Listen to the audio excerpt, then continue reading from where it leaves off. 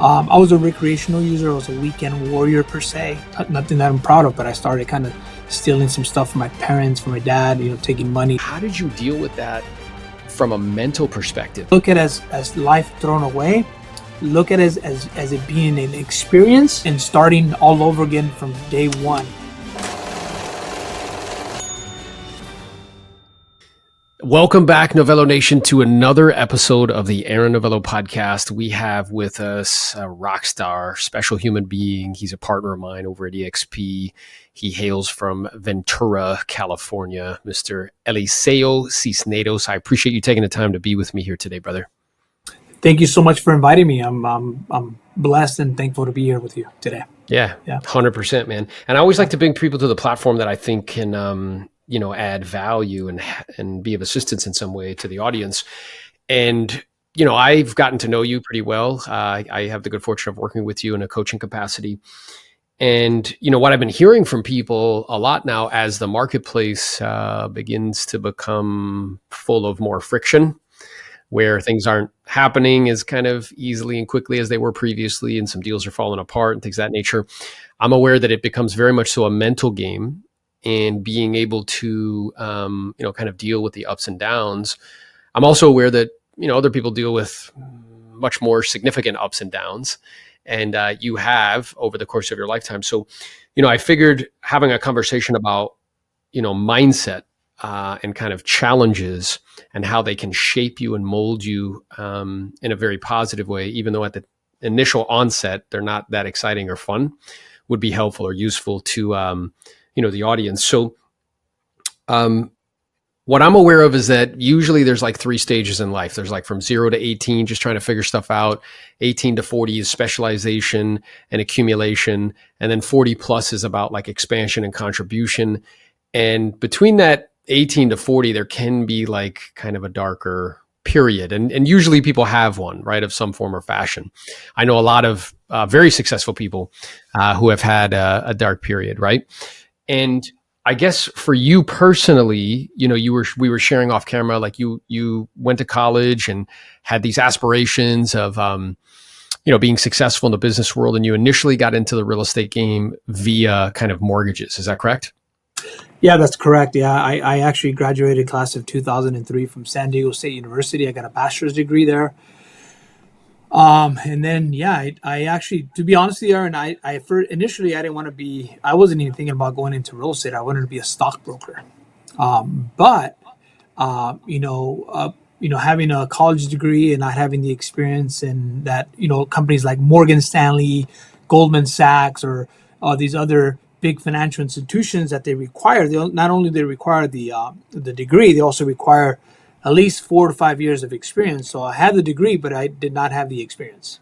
So that made it very challenging until Wells Fargo gave me an opportunity. I was a credit manager underwriting subprime loans back in the day. Second subprime loans, the rates were like extremely high, but I was new to this. So for me, I thought that was normal until I came to the realization that, they were pretty high. So that division actually closed down when the market crashed. But then I got into I got my real estate license in 2004.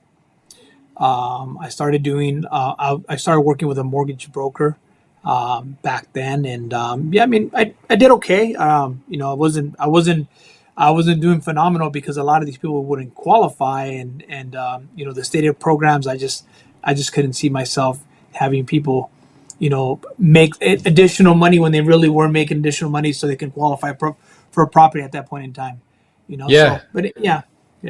That's interesting. So right out of college, your initial intention was to be a stockbroker. I'm curious as to like why that particular field. Was it just money? Like what was motivating you at the time? I've always had a fascination of trading stocks. That to me is something that always fascinated me. And to this point, it still does. I still do trades once in a while. I probably lose more than I win because, I don't have time to monitor stocks. But I had some pretty good wins, in the past few years. So it's been good. Yeah. Okay. And then you got your real estate license, and you were also kind of simultaneously like doing mortgage and things of that nature. And How was like, I mean, what was going on in your life at that time? Like, were you just enjoying yourself? Were you having a good time? Like, what was the situation? Yes and no. So, I was actually during my senior year in college, I kind of went through a pretty bad breakup at that time. I was engaged at that time. Oh, wow. And so, yeah, so I was actually, it was pretty harsh and I was pretty heartbroken. So, I started hanging out with, my friends that like to, drink and stuff like that. And yeah, so one thing led to the other, and I started experimenting with different substances. Mm, And it was all recreational at first, and then it got pretty bad. Got that's pretty bad interesting. after a while. Yeah. Yeah, and again, I really appreciate your authenticity. I know that this is something that a lot of people have like experienced, and I think a lot of times when we look at someone and we look at their external veneer, because you're one of the top agents in your area, we think like, oh, like everything's always been great for them, when in fact, that may not have been the case. And again, some of Yeah. these other experiences that they had turned them into the type of person that they are today. So it seems as though you went through kind of something that was really hard from an emotional perspective. And Yeah. one of the ways that you dealt with that is by kind of, escaping reality momentarily through substances or things of that nature. And it started off as just like, kind of recreation, and it progressed, right? And it got to a place where it was like, okay, this is actually beginning to really, really impact my life. And it was leading toward it like directly in a path that was not good. Yeah. So I mean, initially I started experimenting with cocaine. I mean, I was drunk at a party, and I was like, I want to try that. So I tried that, and it was good. It was cool. I had a good time, but and then at one point I actually I got into the harder stuff. It started experimenting with crystal meth, and I was a recreational user. I was a weekend warrior per se. And then in 2011, when my grandmother passed away, my cousin passed away in the same week. She passed away on Mexican Mother's Day. I remember that very clearly. May 10th, 2011. My cousin, she was younger. She was like 23. She passed away on that Friday of the same week, and that's when I went spiraling down. I mean, not that I blamed that for my addiction, but my addiction just progressed to a deeper level where I went so hard that I just basically I lost everything. Yeah. Now I had to move back to my parents' house. It was I started nothing that I'm proud of, but I started kind of stealing some stuff from my parents, from my dad. Taking money, selling his tools in the garage so I can just buy the Hmm. stuff that I needed. Yeah. Yeah. So it was Yeah. pretty bad. Yeah. Yeah. And again, I appreciate your authenticity. So like, what I'm aware of is, that's much more sandpaper tough than like interest rates going up from 3 to 7%, or it's Oh yeah. much more difficult than Yeah. like Yeah. Yeah. sales are down 15%. I mean, this is like real kind of tangible things that we grapple with on a regular basis, and it's a really, really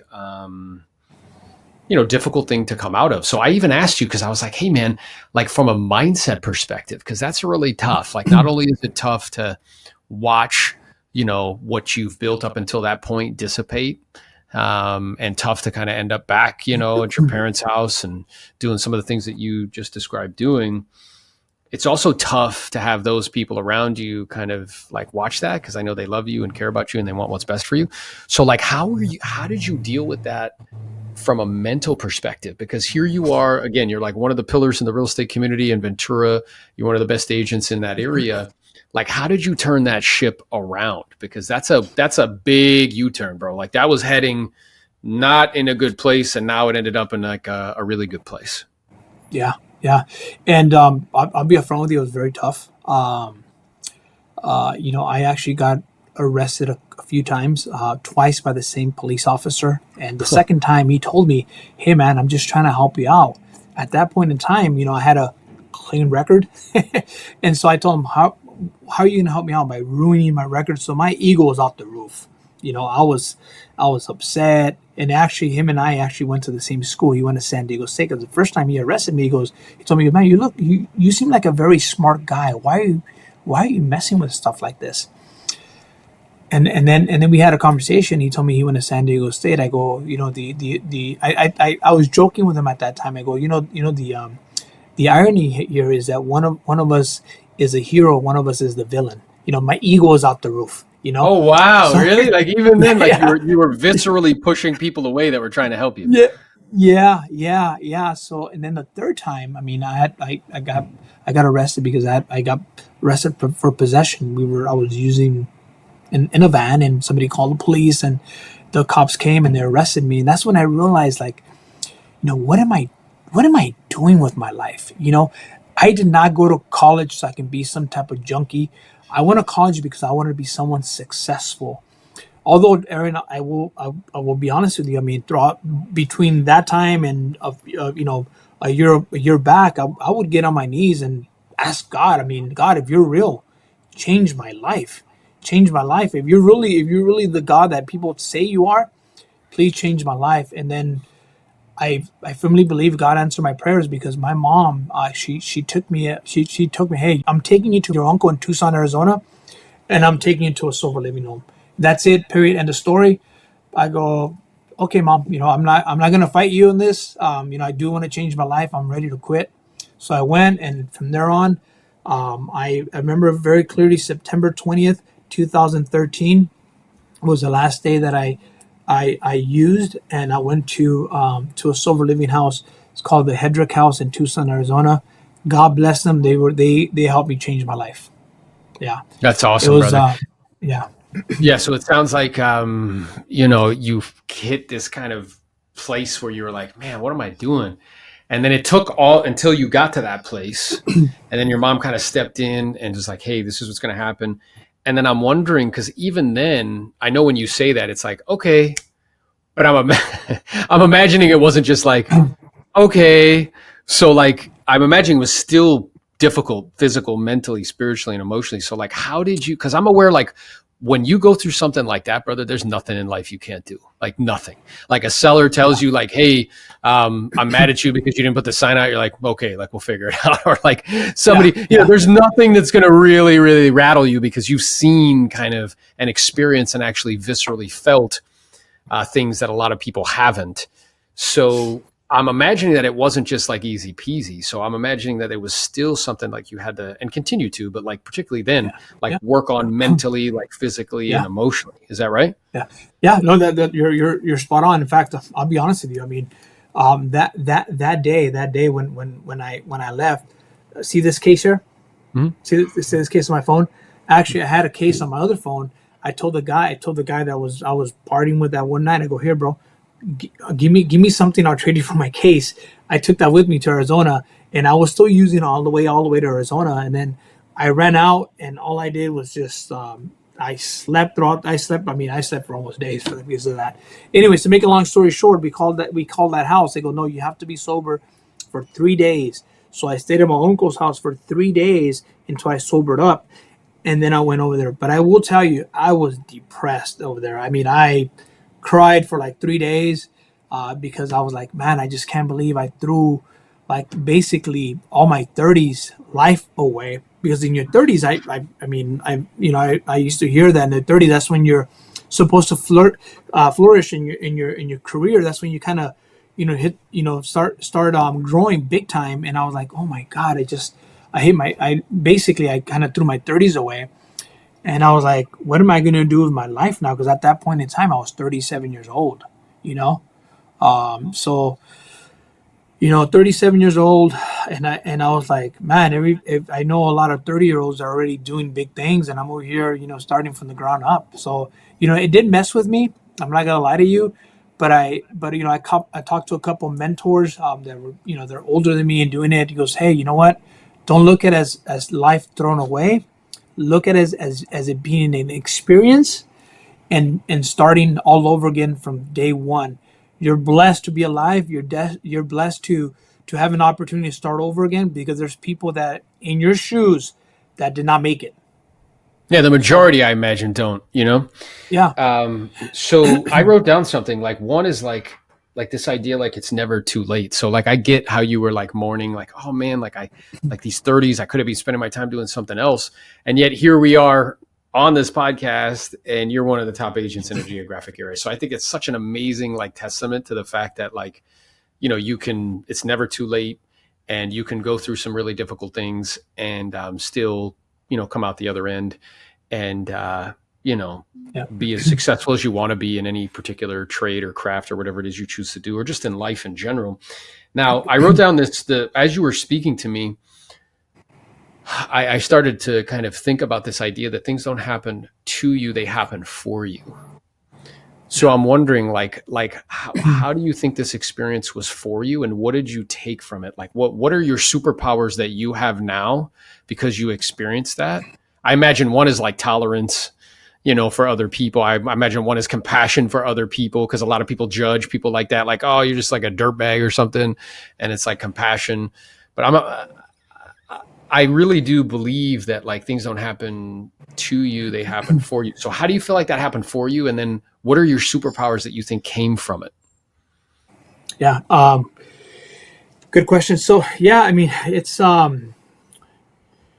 you know, I feel like God put me in that type of environment so I can kind of so I can build my character for the person who I am today. And in what way? I'm curious. So like prior to that, what was your character like? And then after, like how did it change? Yeah, I was egoistic. I was selfish.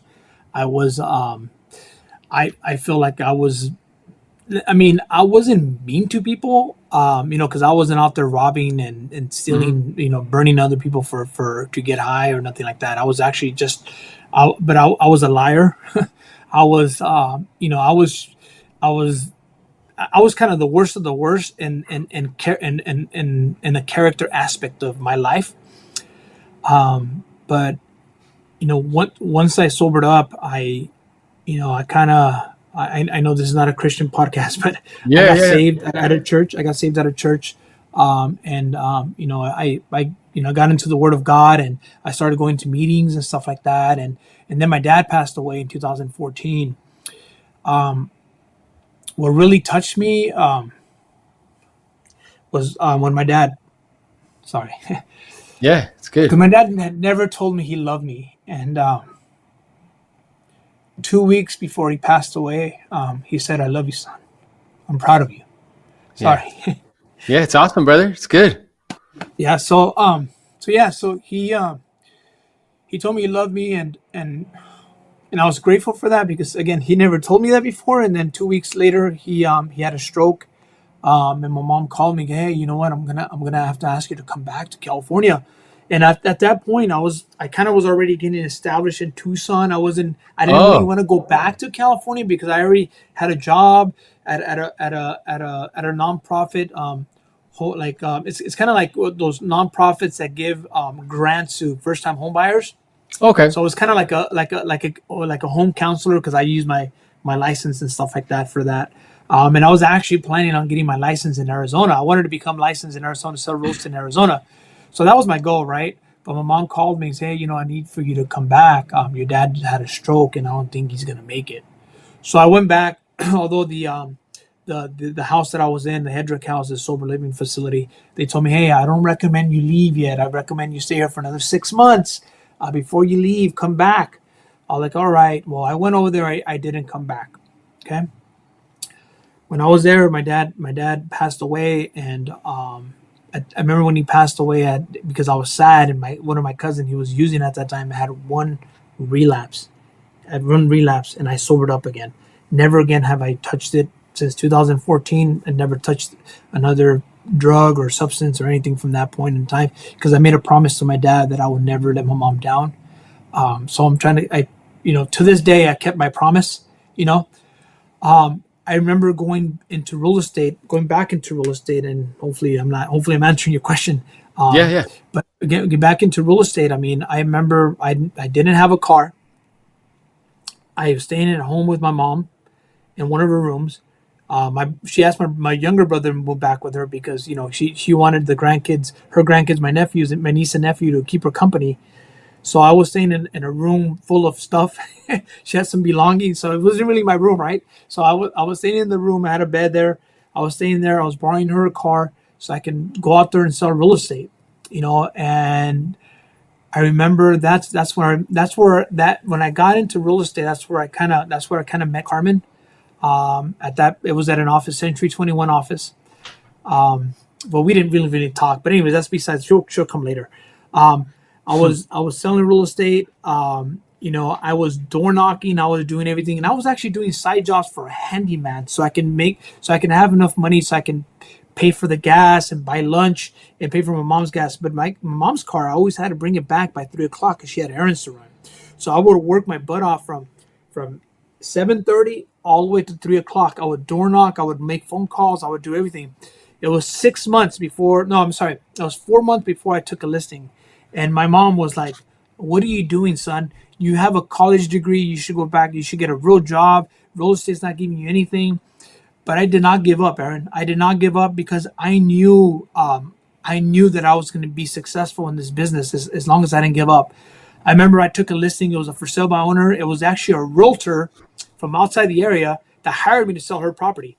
And I sold her property that year. I think I closed like 7 transactions. So from April all the way to December, I closed 7 transactions. Not a big deal, but it was 7 transactions. Then the next year, I ended up closing. I think it was like 13, and then 16, and then 23, and then 34, and then 35. No, it went back to 33 because of the pandemic. And then last year, I did 59 sides by myself.